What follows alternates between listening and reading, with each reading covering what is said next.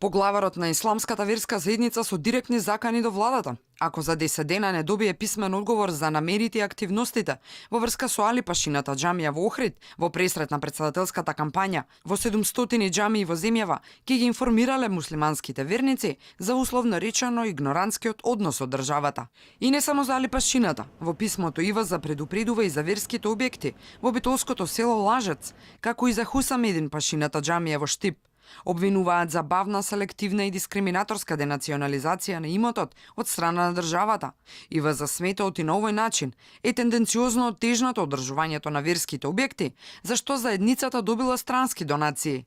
Затоа, велат во писмото, ќе биле принудени и да ги информираат странците.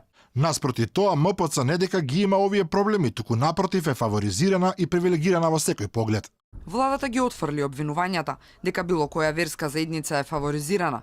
Им одговориот и со градење доверба, а не уценувања, се остварувале верските и сите други права, како и дека за споменатите верски објекти се водело постапки пред надлежни институции, во кои извршната власт не се мешала. Во мултиконфесионално општество верските граѓански права и слободи се остваруваат преку постојан процес на градење на меѓусебна доверба помеѓу различните конфесии, а не преку ултиматуми, кои како правило не игра доколку го прифатат сите регистрирани верски заедници, сериозно негативно би се одразило врз општествената кохезија.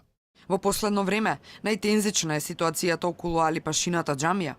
Иако изградбата на 32-метарското минаре беше официјално стопирана, сепак сведоштвата преку фотографии на охриѓени говорат за градење во полна пареа.